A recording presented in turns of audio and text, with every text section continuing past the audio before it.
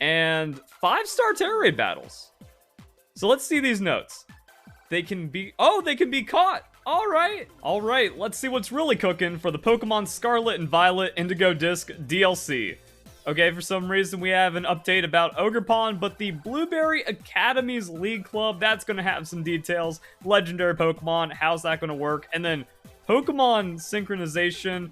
Ooh, I didn't have that register because I remember the trials, the last time they had the update, they were talking about giving you temporary flight, but that's like big flying across Paldea. Also, reminds of the soaring feature, which is awesome. Then we have all the events and stuff, and then we get into the news. So yeah, a couple of articles giving us extra details about what went down. That was necessary. Thank you very much, Pokemon Company. But the league, like, okay, what's the BBQ? And why does everything have to be a pun? We don't have battle points. We have BP. Blueberry points. So now we have Blueberry Quest. BBQs for short. This is how you get Blueberry points. A currency used at the Academy. Double. Oh man, we have the double wordplay. Can use BP in places such as the school store or cafeteria. That's not all. After joining the League Club, you'll be able to use it for things like adding features to the club room or inviting other trainers you know to the academy. What's more, you'll be able to take on group quests with your friends. That sounds fun. Like, quest farming is cool. A quest system in Pokemon, actually really exciting. I just don't know how useful it's going to be. Is it going to just not... Like, that's a problem with a lot of DLC features or sequel game features. It's like, you gave this cool thing, but it's just less efficient than doing things elsewhere in Pokemon. Except for Ironite Ore. That just made the already amazing Pokemon Sword and Shield gameplay loop even better. So you have to search for Ditto that have transformed in the blocks and themselves around the terrarium, and then overcoming challenging missions together. So catch Pokemon that matches the hint you've been given. So I catch that and I get... That's a pretty good payout. 600 Blueberry points for that. Sneak up on one Pokemon, surprise it with a battle, terrestrialize your Pokemon to defeat a wild Pokemon. I love just stupid little grindy gameplay loops, but that's not for the Pokemon community because evil people like Pokemon challenges have just solidified that grinding is cringe. And as we learned from Pokemon Worlds and all the people defending cheating in Pokemon, none of them have actually ever played the games. Just give me looping tasks for an arbitrary point value, and as long as it's worth my time, I am happy spending hours inside of that gameplay loop, which reminds me of Animal Crossing New Horizons, the Nook Miles. It's like, oh, I do things on the island and I get points, and then I can cash those in, and it's extra rewarding. I get to go to islands, so fun stuff like that, and then it shows like what you can do. So find 3 Ditto blocks in a specific biome. I guess if you do that with friends, you like super crush it really fast and maybe find locations. That could be a thing. Trading Pokemon. After you talk with special coaches a few times, they'll offer to trade Pokemon with you. Pokemon you trade will have a ribbon. Ah, yes, more ribbon shenanigans and all that kind of collection stuff. And then it'll be bestowed with a title containing the name of its original trainer that will display when the Pokemon is sent in the battle. Oh, that's why they showed that part in the trailer. I didn't catch that. I was like, okay, like we're about to get bodied because we're throwing out a Magnemite in a serious battle. But no, it's Iono's Magnemite. That's kind of cool. And I hope there's going to be like some RNG values behind it where Kurt data mines it and finds out everyone's cheating. Throwing styles. Wasn't that a thing in Pokemon Sun and Moon or Ultra Sun, Ultra Moon? Like a little bit of trainer customization? It's cool. I didn't get like super into it, but yo, a Smug style. Yeah, I like that Smug throwing style though. So yeah, we just picked that up. GG easy.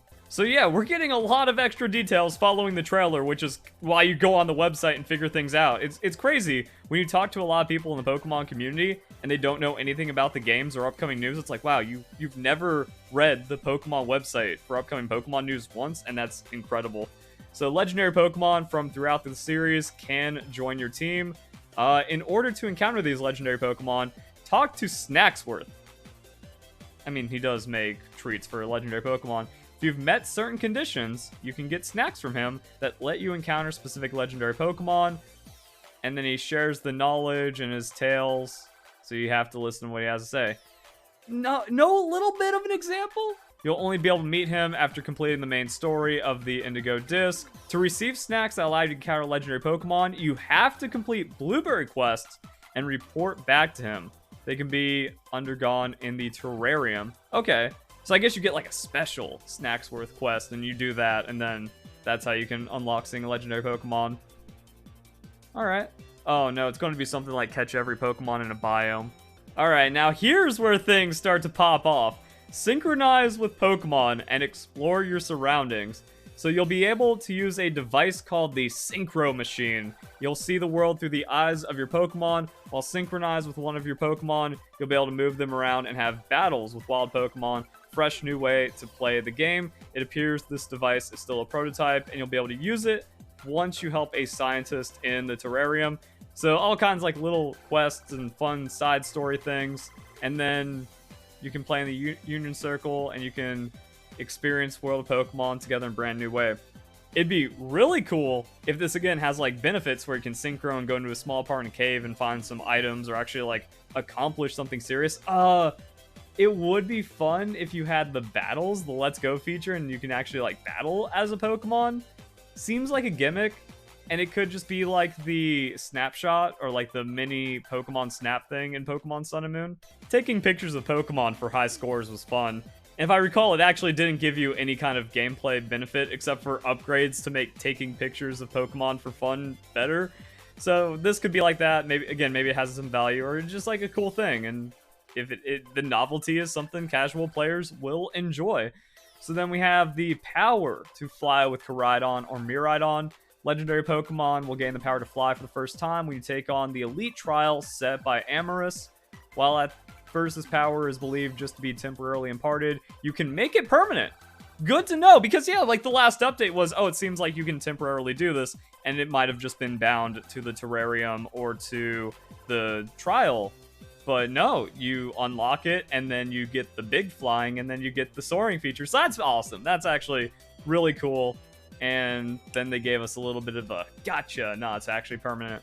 Now, we knew there was more to Area 0, and we don't have a lot. So during your adventure in the Indigo disc, you will read... Actually, okay, so to get the legendary Pokemon feature, you have to do the main story of the Indigo disc, and it seems like this part is a part of the main story, which makes sense because it was always called the hidden treasure of Area 0. So we take our experiences from Kitakami and Blueberry Academy, we bring that all together, return to Paldea, descend into the Great Crater once more in an undiscovered area, and then we don't know. So they don't even give us an extra little bit of tease. We just know Terapagos is a thing, it's been a thing, it's significant in the anime, there's a crystal tree, and then shenanigans happen. And so, yeah, we actually don't know like how far the story goes and what its impacts on the game are, which makes sense because you don't get like full in-game stuff even for like Pokemon Sun and Moon trailer reveals. So the game's going to open up. We kind of already knew that. Got Challenge, Dialga, and Palkia, so we grabbed our mystery gift event for the Darkrai, and 5-star Terra Raid battles. So let's see these notes. They can be... Oh, they can be caught! Alright! Alright! This has implications now, so not every legendary Pokemon is going to be catchable through the snack feature.